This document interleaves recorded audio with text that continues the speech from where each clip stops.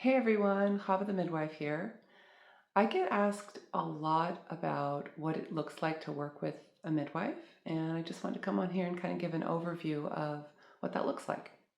So the first thing that happens is someone will call me, reach out to me either by email or phone, and we'll talk a little bit and I'll explain my services. And then at that point, we usually meet via Zoom or a group call to kind of discuss, what their needs are, what they're looking for.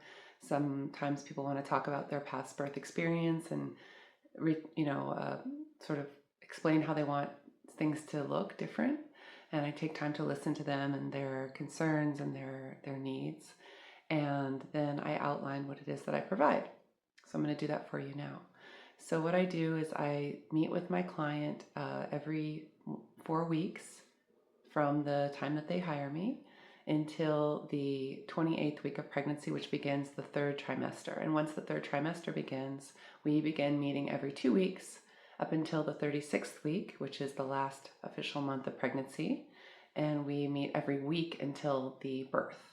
The birth can take place at home with a midwife such as myself from 30 to 37 weeks pregnant to 42 weeks pregnant. So there's a 5-week window where in the state of California, it's legal for me to provide primary care as a midwife to someone birthing at home.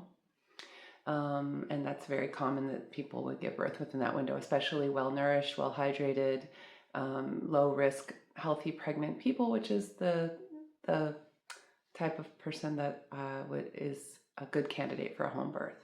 We can't take people with multiple pregnancies, twins or triplets. We can't take breech babies in our practice here in California, but we can co-manage those types of pregnancies with qualified professionals such as a home birth doctor, things like that. So, but that's for another video. So one of the things that we do first is I'll send my clients a link to their portal, and they'll be able to go in and populate all their information in their portal, and they'll go through and they'll write in their detailed history, which we'll review together at the first visit. And then we make our first visit and I come to the home. All the prenatal care that I provide in my practice takes place in the client's home. And that is a really wonderful aspect to my personal practice, and I really enjoy it because it's very personal. It's very intimate in a relational way, which is what I really I strive to practice what I call relationship-based midwifery, where I'm getting to know you. I'm getting to know what's special and unique, and I'm getting to know you as an individual. Okay, and that's really, really important for the way that I practice. I have to know you. We have to connect. We have to have a relationship. So that's going to be an important part of our prenatal visits, which is one of the main ways that we form that relationship. And my prenatal visits in the beginning, I have to admit, and I don't know whether to feel proud of this or a little sheepish, but the prenatal visits in the beginning of the care, especially when we're meeting once a month, can be like 3 hours long. And you might be thinking, wow, my prenatal care with my doctor is like 10 minutes at best. But it's a totally different format. It's a totally different way of relating. Like, we're forming a relationship. We're talking about, where you're from, how you grew up, what your health habits are, how you eat, your relationship, your parenting struggles, your past birth experiences, your fertility experiences, your gynecologic history, your overall health history. Just like so many things go into the kind of care that myself as a midwife that I bring.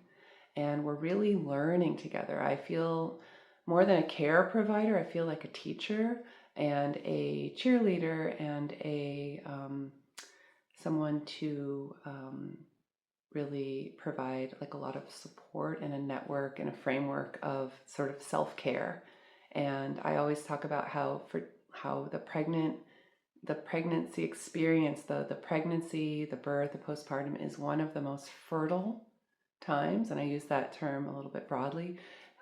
It's a fertile time for self-growth. It's a fertile time for connecting with, the parts of you that need care.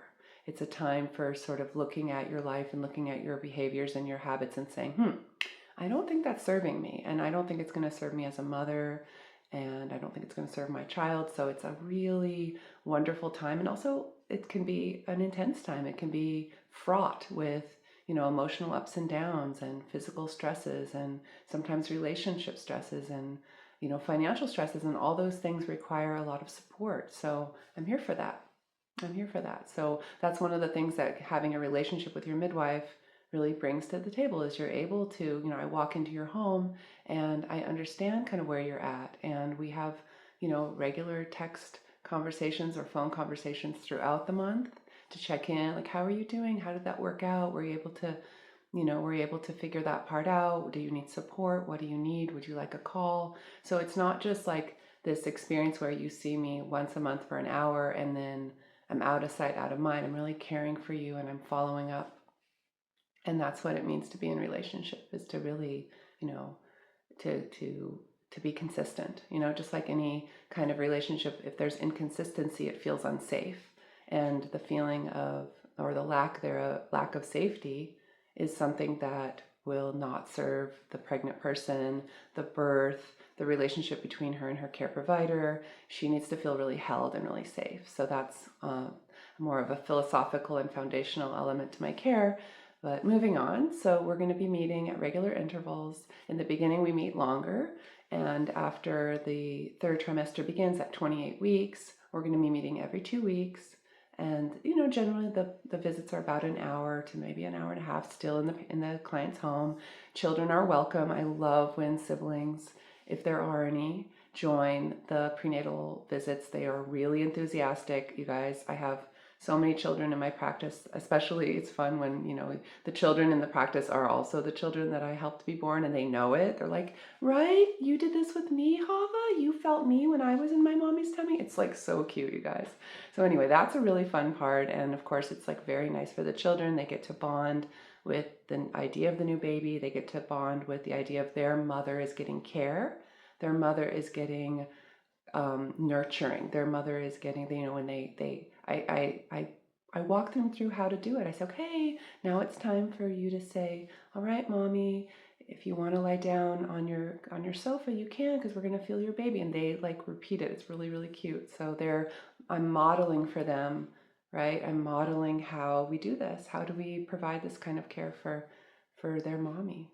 It's really special. So, and sometimes the children are at the birth, and sometimes they're just at the labor and not at the actual, birth part. Sometimes they're nowhere to be found. That's okay. Whatever the mother wants, because really the place that she feels, the situation that she feels most comfortable in is the situation that's going to help her have the most smooth birth. So, and that's an important tenet, important principle to remember if you're even trying to decide, like, should I have a hospital birth? Should I have a home birth? The place that you feel most secure and safe, and the team that you feel the most secure and safe with, is the place that you're going to have the best birth. Even if you wish that you could want a home birth and you really just don't feel safe about it, you have to listen to that.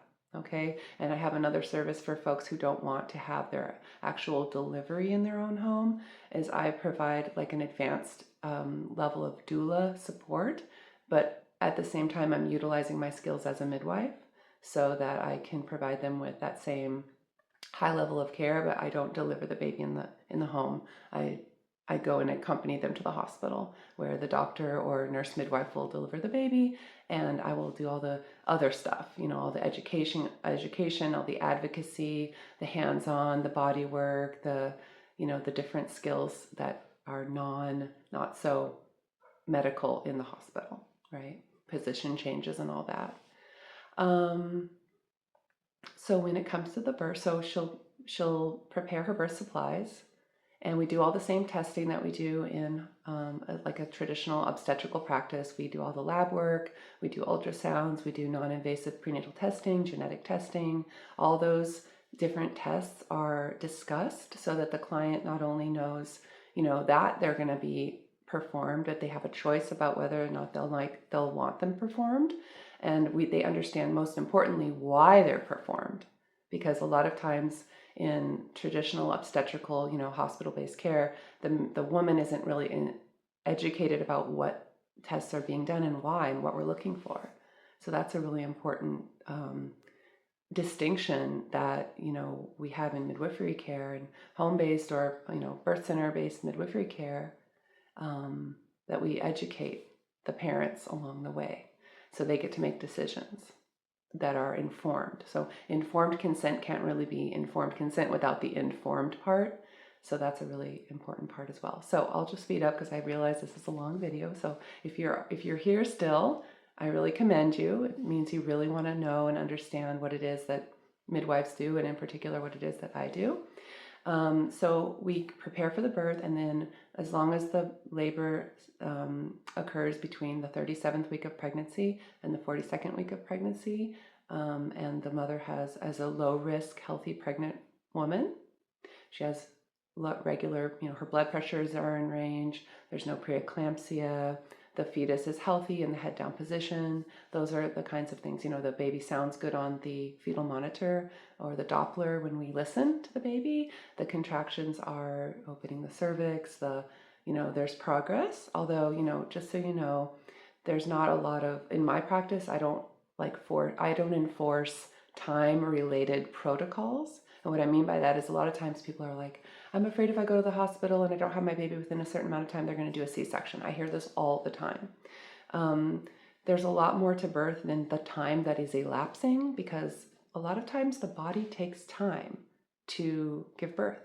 And that's okay. That's an accepted and normal and natural part of the physiologic process of giving birth. So I don't really stress out about, it's taken her this long, because as long as the baby sounds good, she's able to eat and drink, hydrate, and empty her, bladder and rest, and the baby sounds good, and there's some sort of progress, or there's a reason why there's a lack of progress. Like, let's say she got tired, the contractions spaced out, and the baby sounds great, her blood pressure is great, like everything's normal, but her labor slowed down. That's okay, because that's a variation of normal, especially in a first-time mom. So we don't worry about those kinds of things. There's not like strict protocols and pressure, because really it's very much oriented to birth, pregnancy, birth, labor and delivery, postpartum. Those are all normal, physiologic human functions. They're experiences that normal, healthy, humans have, and they're physiologic. They're not medical. So as long as everything looks good with the mother and baby, there's a wide range of normal. And I always like to reassure the parents that, we always look at what is normal. Okay, the baby sounds great. The contractions are, are normal. The heart rate is normal. The blood pressures of the woman is normal. She's able to eat. She's able to drink. She's coping, right? Those are the things that we look at. So anyway, so the birth occurs at home unless we need to go to the hospital. And if we go to the hospital, I go with my clients to the hospital, and I'm very, very, I feel very strongly about doing that. I feel like it's extremely important for a care provider, either the midwife, in my case, I really insist on going, or a doula should go with the clients to the hospital in case of a transfer. And that's extremely important. And I stay with them throughout the birth. I do not have a practice of going to the hospital and then leaving my client once they've, like, let's say, received an epidural, which some midwives do that, and I'm not demeaning that practice. I think some midwives have a busier practice and therefore they can't really afford to stay, which is okay. But in my case, I do stay with my clients, and I feel that's very important. But nevertheless, we ideally have the baby at home, and I would say the rate of delivering your baby at home, if you start labor at home in a first-time mom, in my practice, could be, 8 to 9 of those 10 women will deliver at home. And then I would say most every second time mother, and so on and so forth, third, fourth, would be very highly likely to deliver at home when starting labor at home. Of course, there's a lot involved in talking about the labor, but I'll just kind of move through it more quickly so we can get to the end, and I can explain what the rest of my services entail. And that is the birth at home. I bring another midwife or highly trained assistant to assist me at the birth. So there are 2 people caring for two people, the mother and baby. And after the birth, I stay 3 to 4 hours and we do all the newborn exams. We do all the, making sure obviously the placenta is out, the cord is cut, the baby is examined, the mother is examined. If there's any tearing, we suture. Yes, with lidocaine, right? She's able to have a baby in the water if she would like. I bring a tub, I provide the birth tub and show you how to use it, and I help you set it up, help you take it down. So that's a really nice benefit. A lot of midwives do this. Yes, of course, you don't need the water in labor, but especially in a first-time labor, it's really helpful to be able to have that water for pain relief. Even if you don't go on to deliver your baby, to push out your baby in the water, it's still an extremely valuable tool to help cope through, especially that transitional phase of labor where it's really intense right before the baby's going to be ready to be pushed out. So that's really helpful. I stay a few hours after, so 3 to 4 hours after, do all the newborn exam. I don't leave until mother and baby are tucked into the bed, warm, clean, dry, cozy, baby's nursed, mom's eaten a meal, drank some water, fluid, juice, tea, been able to get up and use the bathroom, can stand without, fainting, that her blood loss is normal, that her perineum or her vagina has been repaired. If there's a tear or, examine what's going on. The placenta is completely out and complete. The baby's been examined. Newborn or postpartum instructions have been given. And then I come and then I leave the house. Yes, I leave you alone with your baby. Sometimes people are like, Chavah, don't go. I come back the next day. So no worries. I'm going to be back within 24 hours, maybe 24 to 30 hours after the birth to do the newborn exam, like the newborn screening where we poke the foot and we take some blood and we, screen for like 90 something different conditions the baby can be born with. I write up all the birth certificate information, give you all the paperwork to get a birth certificate for the baby, do like a lot of breastfeeding support and breastfeeding education, help, things like that. If we need more help, I have resources. We bring in other people who have more highly specialized training in, let's say, infant body work to be able to help with sometimes the baby can have some tension in the face and jaw that prevents easy breastfeeding. So I really pay attention to the baby's weight gain, the breastfeeding relationship. That's extremely important. And then I come again at 1 week. And I'm usually on the phone every day with my clients from the birth to the first week, texting or just in general. The milk comes in on the 3rd day, so I want to check in and see how that's going and make sure that you have comfort measures, things like that. I come again at 1 week and do all those same things, check on breastfeeding, weight gain, how mom's doing, also her emotional state. How are you feeling emotionally? Are you struggling? Do you have enough support? Are you eating well? Who's bringing food? That kind of thing. And then I come again at 3 weeks after the birth. We weigh the baby again. We check mom. We talk about how things are going, how the adjustment's going. Talk about the older siblings, how they're doing, the dog, the cat, everything like that. And then we meet again at 6 weeks for the final visit.